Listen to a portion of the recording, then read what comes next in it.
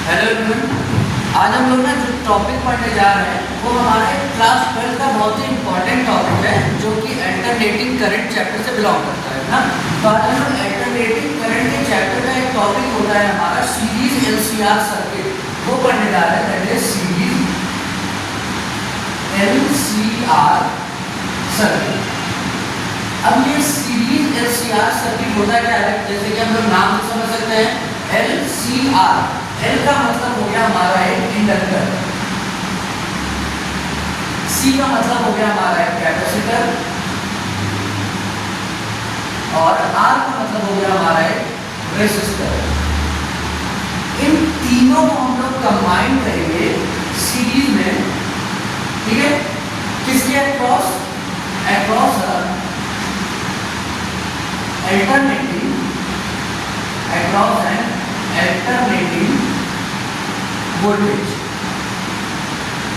जैसे कि अगर हम इसका फिगर बनाए तो हमारा फिगर कुछ ऐसा होगा। सबसे पहले एक हमारा इंडक्टर होगा, ये हमारा इंडक्टर हो गया, फिर एक हमारा कैपेसिटर होगा और फिर हमारा एक रेसिस्टर होगा। और इस सिस्टम को हम लोग करंट कहाँ कर रहे हैं? एक वोल्टेज सप्लाई कर रहे हैं जो कि हमारा अल्टरनेटिंग नेचर का है, कुछ इस तरह से, ठीक है। इंडक्टर को हम लोग डिनोट कर देते हैं एल से, इसको हम लोग करेंगे सी से, और ये हो गया हमारा आर। हम लोग ये हमारा इनपुट अल्टरनेटिंग वोल्टेज हो गया जिसकी फ्रीक्वेंसी एफ है, तो हम लोग इसको क्या बोल सकते हैं? वी, जिसको हम लोग देते हैं equal to V naught sine omega t से, और इसकी फ्रीक्वेंसी है एफ। मान लेते हैं कि इस सर्किट में जो करंट फ्लो कर रहा हो किसी भी स्टैंड ऑफ टाइम पे वो होगा आई। अब ये तीनों सीरीज में है तो इन तीनों के across same current I flow कर रहा होगा।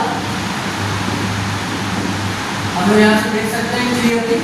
अब हम लोग को क्या करना है ना, ये जो हमारा सर्किट है हमको इस सर्किट को एनालाइज करना है, और इस सर्किट को एनालाइज करके ना हम लोग कुछ चीजें फाइंड करनी है। जैसे कि हम लोग इसमें क्या क्या फाइंड कर सकते हैं? क्वेश्चन अगर बने ना तो हमको हो सकता है करंट की वैल्यू निकालना पड़ जाए, ठीक है। पूछे कि पूरे के पूरे सर्किट का टोटल रेजिस्टेंस क्या होगा। टोटल रेजिस्टेंस का मतलब होता है इस पूरी सर्किट का इंपीडेंस। अगर कोई भी हमारी सर्किट होती है जहाँ पे हमारा पूरा कॉम्बिनेशन होता है इंडक्टर कैपेसिटर रेजिस्टर का, इंडक्टर कैपेसिटर हो गए, तो ऐसे में जो हम टोटल सर्किट का रेजिस्टेंस निकालते हैं उसको हम लोग बोलते हैं इंपीडेंस, और उसको हम लोग किससे डिनोट करते हैं? उसको हम लोग डिनोट करते हैं जेड से। तो अगर इसको हम चाहें तो हम ऐसे करके इसको कैसे डिनोट कर सकते हैं? जेड से, ठीक है। अब इसको सॉल्व करने के लिए ना हम लोग मेथड यूज करते हैं फेजर मेथड। फेजर मेथड में हम लोग जानते हैं कि हम लोग जब इनको अलग अलग सेपरेटली पढ़े थे तो हम लोगों ने इनके वोल्टेज और करंट के बीच में कुछ रिलेशन पढ़ा था। जैसे हम लोगों ने रेजिस्टर में क्या पढ़ा था कि अगर मान लो रेजिस्टर के अक्रॉस का, जैसे हमारे रेजिस्टर है तो इसका जो वोल्टेज है हम लोग बोल देते हैं वी आर। जो वोल्टेज अक्रॉस रेजिस्टर है that is V R. Voltage across the capacitor को हम लोग बोल देते हैं वीसी, और वोल्टेज अक्रॉस द इंडक्टर को हम लोग बोल देते हैं वीएल, ठीक है। तो हम लोगों ने इनके रिलेशन में क्या पढ़ा था? हम लोगों ने पढ़ा था रेजिस्टर के केस में करंट और वोल्टेज बिल्कुल सेम फेज में होता है। मतलब अगर ये हमारा वी आर है तो ये होगा हमारा करंट जो कि कहाँ से पास हो रहा है? रेजिस्टर। दोनों के दोनों सेम फेज में होंगे। दूसरा एल के केस में, कैपेसिटर के केस में हम लोगों ने क्या पढ़ा था? हम लोगों ने कैपेसिटर के केस में पढ़ा था कि करंट वोल्टेज को 90 डिग्री से लीड करता है। हम लोगों ने पढ़ा था आई लीड्स वी, करंट वोल्टेज के आगे चलता है। या अगर हम लोग करंट को बेस लेके बनाए तो हम लोग ये भी बोल सकते हैं कि अगर करंट वोल्टेज को लीड करता है इसका मतलब वोल्टेज करंट को लैग भी करता है।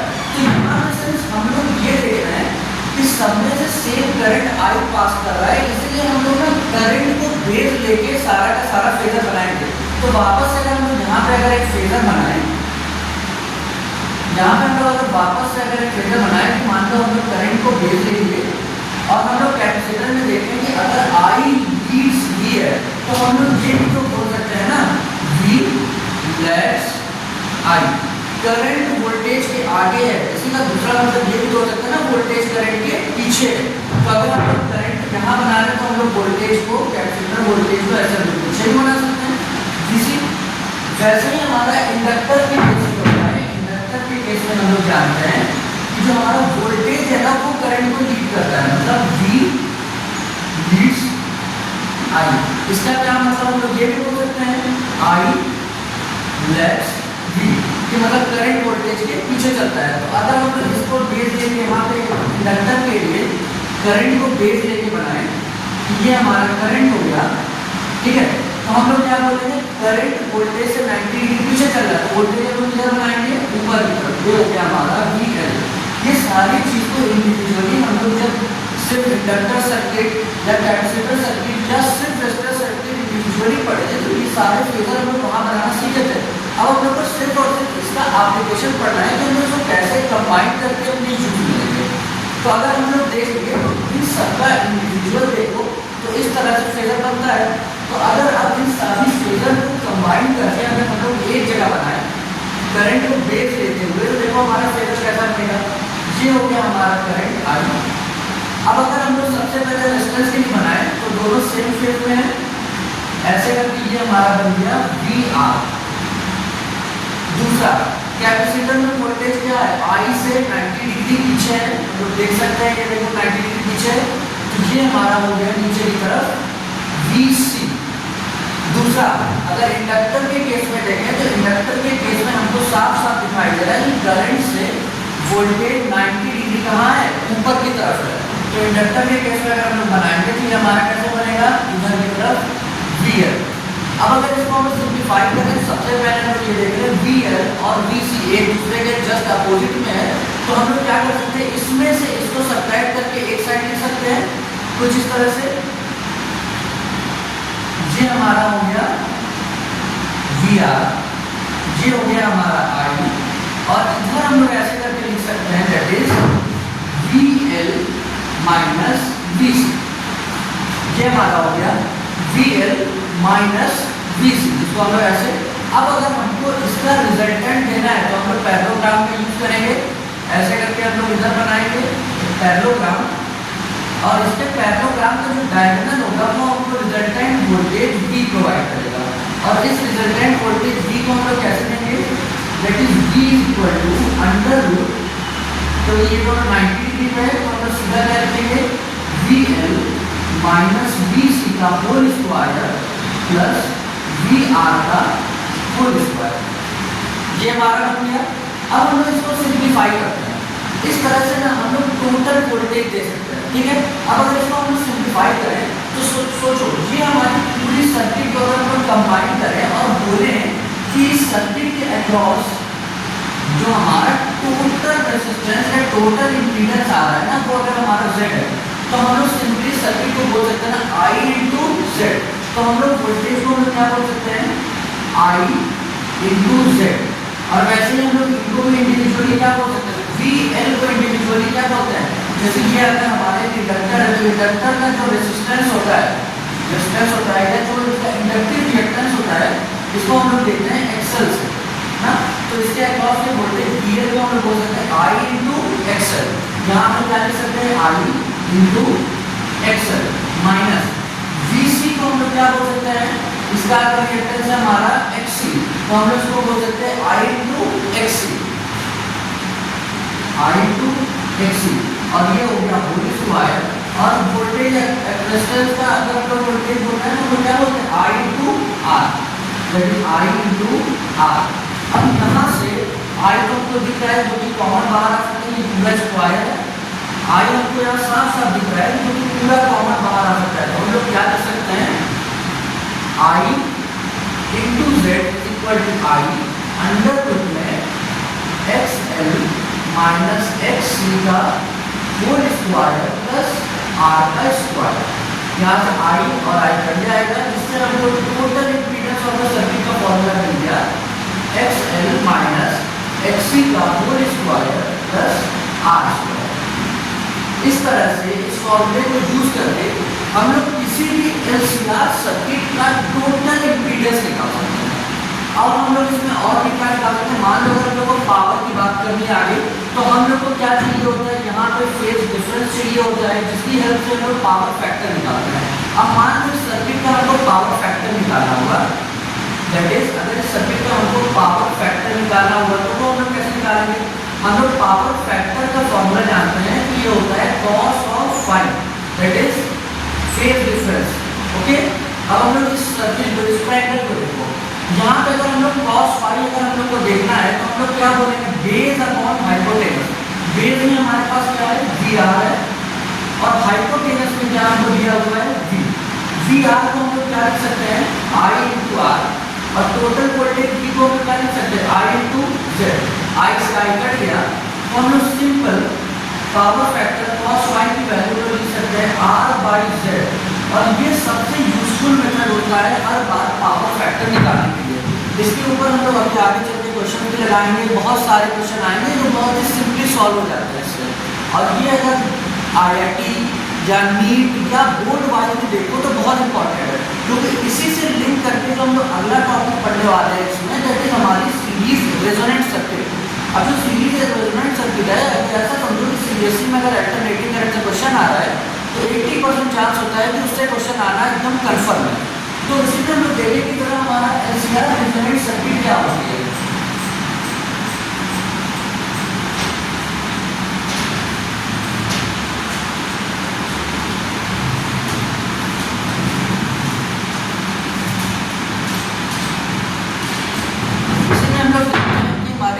रेजोनेंट सर्किट क्या होती है, LCR series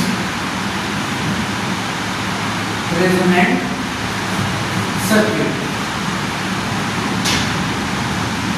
series resonant circuit का मतलब समझो कि हमारे पास एक ऐसी सर्किट होना चाहिए जिसके अंदर करंट मैक्सिमम, मतलब अगर हम लोग बात करें कि जैसे हमारा L है, ये C हो गया और ये हमारा R हो गया, और ये हमारा कनेक्टेड एक supply voltage equal to V naught sine omega t, ठीक है, और फ्रीक्वेंसी है F,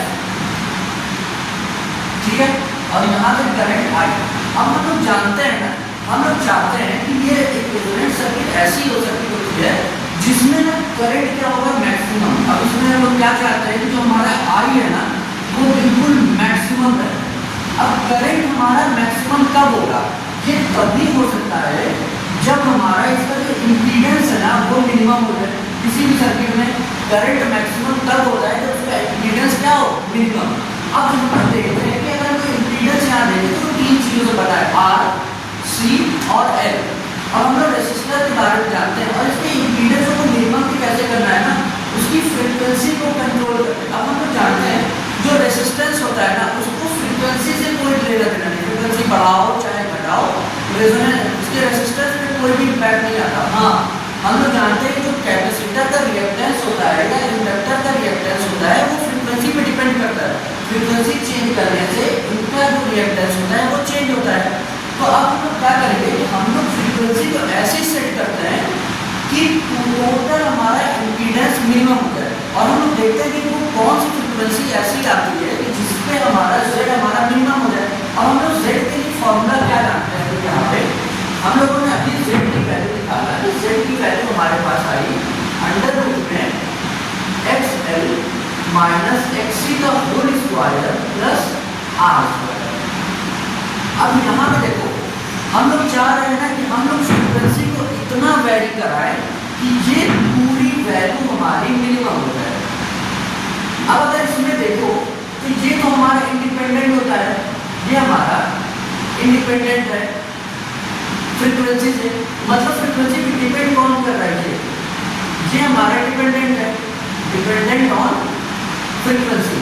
तो हम लोग क्या चाहते हैं कि हम लोग फ्रीक्वेंसी को इतना वैरी कराएं कि ये XL माइनस XC की वैल्यू एकदम मिनिमम हो जाए। अब ये XL माइनस XC की वैल्यू की बात करें तो ये मिनिमम कितनी हो सकती है, 0 हो सकती है, क्योंकि अगर निगेटिव हुई तो स्क्वायर होकर फिर से पॉजिटिव हो जाएगा। तो इसकी मिनिमम वैल्यू क्या हो सकती है, 0। मतलब अगर हम लोग इसको मिनिमम करने की कोशिश करें तो ये मिनिमम कितनी होगी, ये मिनिमम हो सकती है 0। इसका मतलब हम लोग चाहते हैं XL माइनस XC का जो होल स्क्वायर है वो कितना हो जाए, 0 हो जाए। ऐसे में जो हमारा इम्पीडेंस है वो सिर्फ किसके बराबर हो जाएगा, R के बराबर। तो अगर इसकी वैल्यू हम लोग 0 करना चाहें इसका मतलब XL माइनस XC की वैल्यू क्या हो जाएगी, 0। इसका मतलब XL की वैल्यू किसके बराबर हो जानी चाहिए, XC के बराबर हो जानी चाहिए। XL को हम लोग बोलते हैं N ओमेगा और XC को बोलते हैं हम लोग 1/C ओमेगा। तो यहाँ से हमको क्या वैल्यू मिलेगी, omega square equal to 1/LC। तो यहाँ से हमको ओमेगा की वैल्यू क्या मिल जाएगी, 1/√LC। अब ओमेगा जो कि हमारी एंगुलर फ्रीक्वेंसी होगी, इसकी वैल्यू होगी 2πf इक्वल टू 1/√LC। तो यहाँ से हमको फ्रीक्वेंसी जो मिल जाएगी ना, इसको की वैल्यू होगी 1/2π√LC। और ये जो फ्रीक्वेंसी की वैल्यू होती है ना, इसी को हम लोग बोलते हैं रेजोनेंट फ्रीक्वेंसी। रेजोनेंट फ्रीक्वेंसी मतलब ये वैसी फ्रीक्वेंसी होती है अल्टरनेटिंग सप्लाई की जहाँ पे हमारा इम्पीडेंस मिनिमम हो जाता है। मतलब ऐसी कंडीशन में जब ये वैल्यू 0 हो जाती है ना, तो Z की वैल्यू सिर्फ और सिर्फ किसके बराबर बचती है, R के बराबर। मतलब यहाँ पे तीनों एलिमेंट है, बट लेकिन ऐसे कंडीशन में ये पूरा सर्किट बिहेव कैसा करता है, एक प्योरली रेसिस्टिव सर्किट की तरह।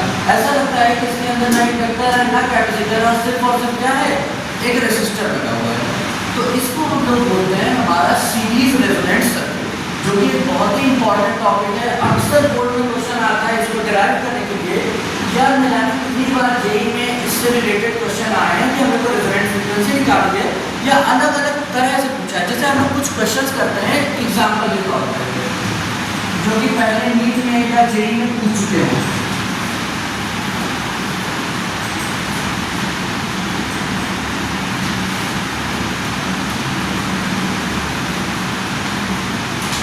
जैसे कि देखो हम लोग एक क्वेश्चन उठाते हैं कि एक हमारे पास LCR सर्किट है, एक हमारे पास LCR सर्किट है। इस LCR सर्किट में हम लोग दिया क्या है, हमको इंडक्टिव रिएक्टेंस की वैल्यू दिया है, XL की वैल्यू को कितनी दिया हुआ है, हमको दिया है 10 ओम। उसके बाद क्या दिया है, कैपेसिटिव रिएक्टेंस दिया है 4 ओम। और क्या दिया है, रेजिस्टेंस की वैल्यू दिया है 6 ओम। ठीक है। अब क्वेश्चन पूछा है कि पावर फैक्टर क्या हो सकता है। क्वेश्चन में हमको सर्किट का पूछा है पावर फैक्टर। ये क्वेश्चन हमको क्या पूछा है, एकदम सिंपल क्वेश्चन है। ये 2021 जे में शिफ्ट 2 में पूछा था, शिफ्ट 2 में पूछा था। ये जे का क्वेश्चन है। अब हम लोग पावर फैक्टर के लिए अभी पढ़े हैं। पावर फैक्टर का फॉर्मूला होता है cos phi, जिसकी वैल्यू हम लोग अभी क्या करेंगे, इसकी वैल्यू होती है R/Z। बहुत इजी निकल जाएगा। R की वैल्यू हम लोग क्या दिया बेटा 6, Z की वैल्यू हम लोग कैसे निकाल सकते हैं, XL माइनस क्या फॉर्मूला था, XL माइनस XC का होल स्क्वायर प्लस R, यही फॉर्मूला था। चलो वैल्यू पुट करते हैं 6 डिवाइडेड बाय XL की वैल्यू को दिया है 10 माइनस 4 का होल स्क्वायर प्लस 6 का स्क्वायर, ये पूरा अंडर रूट में, that is 6 upon under root 10 minus 4 will be 6 square plus 6 square. ठीक है। अब यहाँ से देखिए 6 कॉमन निकल आएगा ना, 6 अपॉन यहाँ से 6 बाहर छोड़ निकालो तो ये बचा 1 प्लस 1, 6 और 6 कट गया, हमारा आंसर आ गया 1/√2। ये हमारा पावर फैक्टर आ गया 1/√2। तो जो ये छोटा सा क्वेश्चन पूछा था जेईई ऐसे एग्जाम में, और भी अगर हम लोग इसमें क्वेश्चन देखें तो हर साल इससे क्वेश्चन पूछता है। जैसे कि देखो अगला क्वेश्चन का अगर हम लोग टाइप डिस्कस करें,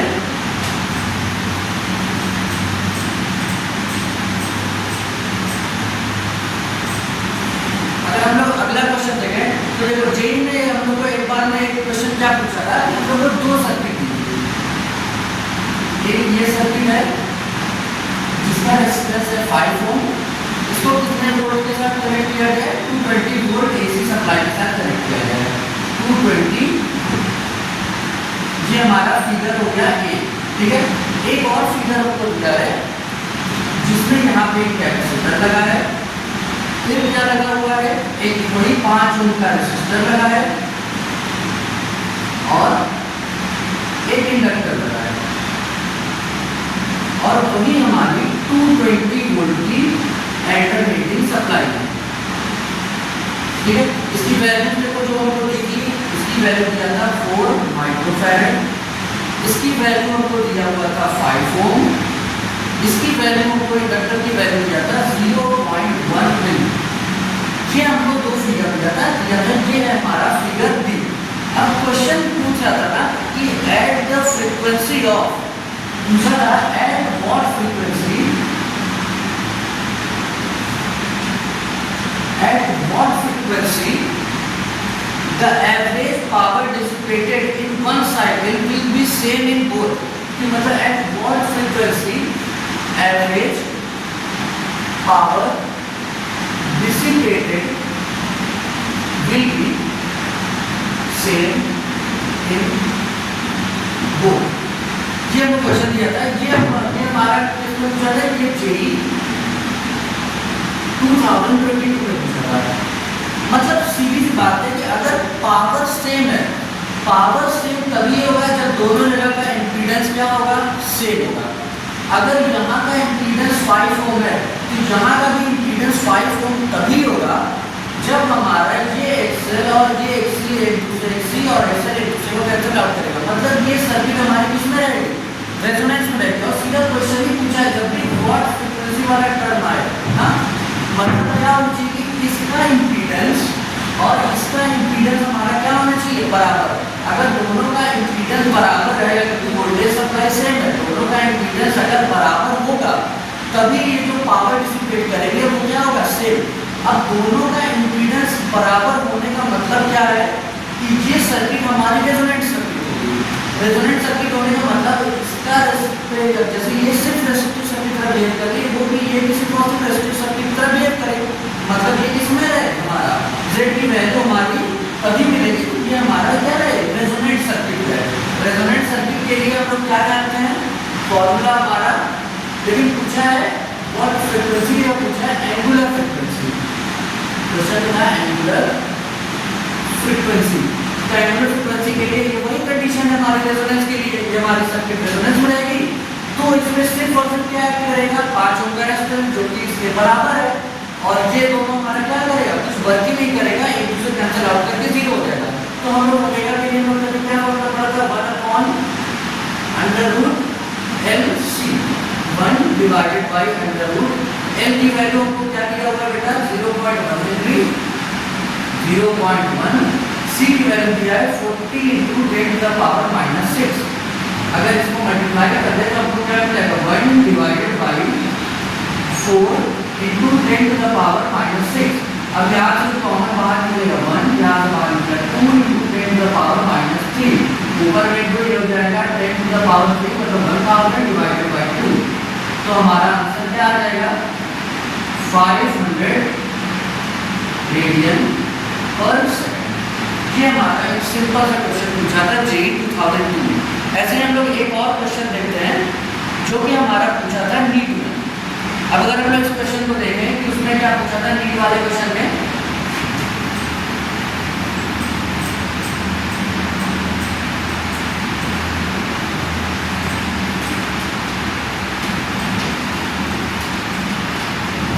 नीट में जो क्वेश्चन पूछा था ना, हमने एक सर्किट प्रोवाइड की थी, एक इंडक्टर है, एक कैपेसिटर है और एक रेसिस्टर है। हमको ये एक सर्किट प्रोवाइड की, इसको एक अल्टरनेटिव वोल्टेज सप्लाई से कनेक्ट किया गया है। हमको और भी इंफॉर्मेशन प्रोवाइड की गई है, L है, C है, R। R की वैल्यू से हमको बताया है कि ये 100 ओम है। और क्या बोला है, इन तीनों के अक्रॉस में इंडिविजुअली वोल्टमीटर्स लगे हुए हैं। इसके अक्रॉस लगा है V1, इसके अक्रॉस हमारा कुछ लगा हुआ है V2 और इसके अक्रॉस लगा है V3। ये 3 वोल्टमीटर इन सबके अक्रॉस अलग अलग से लगे हुए हैं। इसके बारे में बताया है कि ये 220 वोल्ट और 50 हर्ट्ज है। ये इंफॉर्मेशन हमको दिया हुआ है, ठीक है। और क्या बोला है कि जो वोल्टमीटर V1 और V2 है, ये दोनों की रीडिंग आ रही है 300। दैट इज V1 और V2 की रीडिंग हमारी आ रही है 300 वोल्ट। तो हमको बताना क्या है, इसमें हमको पूछ रहा है कि reading of the voltmeter V3 and the ammeter. यहाँ पे एक एमीटर भी लगा हुआ है, क्वेश्चन में पूछा हमसे reading of voltmeter V3 and ammeter A. हमें क्वेश्चन में यही पूछा हुआ है।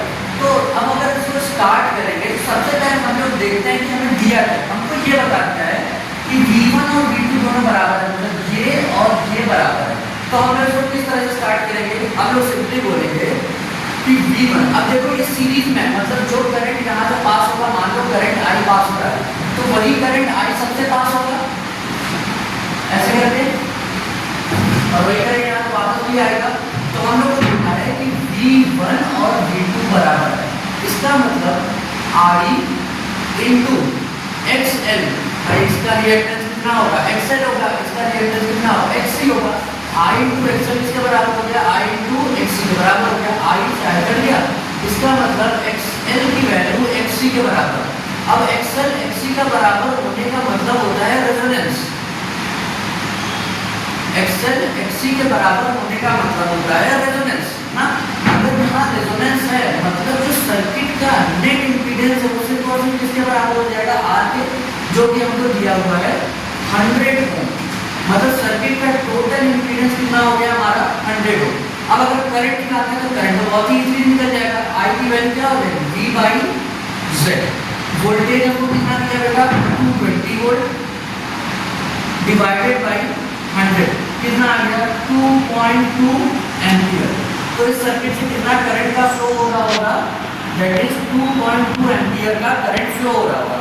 दूसरी चीज हमको और क्या निकालने की बोलता हूँ, मतलब यही ना कि 2.2 एम्पियर तो फ्लो हो रहा है, वही हमारा एमीटर मेथड करके बताएगा। दूसरी चीज हमको वोल्टमीटर की रीडिंग बताना है, V3 हम लोग कैसे बोल सकते हैं, ये हो गया V3।